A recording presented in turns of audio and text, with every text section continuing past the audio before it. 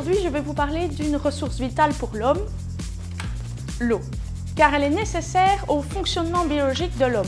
En effet, le corps humain est composé de 70% d'eau, donc nous en avons besoin constamment. Elle est également indispensable pour produire de la nourriture. Ah, nous avons de la chance, il y a beaucoup d'eau sur la Terre. Tu as raison, mais nous ne pouvons pas l'utiliser totalement. Notre Terre est appelée la planète bleue, car elle est composée de 72% d'eau et de 28% de terre. La grande part d'eau présente sur Terre est composée de 97,5% d'eau salée, présente dans les océans et dans les mers, et de 9,5% d'eau douce, présente dans les rivières, dans les lacs, dans les nappes phréatiques, etc. Notre planète bleue est donc appelée la planète de l'eau salée. Nous ne pouvons utiliser que moins d'1% d'eau douce, car elle est essentiellement présente dans les glaciers. Mais alors, d'où provient l'eau que nous utilisons? L'eau que nous utilisons tous les jours provient du cycle de l'eau. L'eau des océans, des plantes, des cours d'eau se gazéifie, se transforme en vapeur d'eau. C'est l'évaporation et l'évapotranspiration. L'eau sous forme de vapeur d'eau va monter et se transformer en nuage. C'est la condensation. Par la suite, il va pleuvoir ou il va neiger. Ce sont les précipitations. Il y a plusieurs cas possibles. Les 3/4 des précipitations se déversent sur l'océan, donc le cycle est court. Ou alors, les pluies vont s'infiltrer dans le sol, rejoindre les nappes phréatiques, ressortir par les sources, qui vont rejoindre ensuite les cours d'eau et revenir jusqu'à la mer. Ou l'eau ruissellera sur la surface du sol pour rejoindre les cours d'eau qui rejoindront ensuite la mer.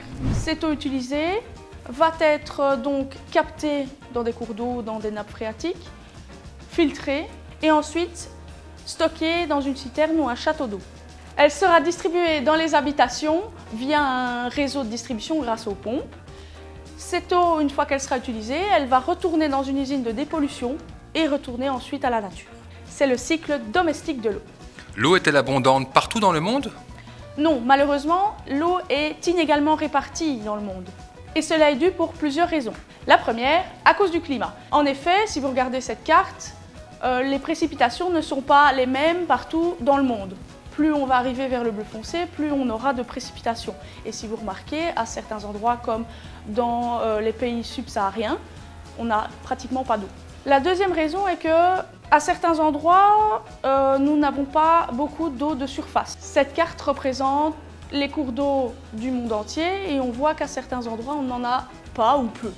Et la dernière raison, c'est que certains pays ne peuvent pas financer certains aménagements pouvant gérer les ressources en eau, comme les barrages, les canaux, les usines de dépollution et les usines de dessalement de l'eau de mer. Donc certains pays sont en situation de stress hydrique ou de pénurie.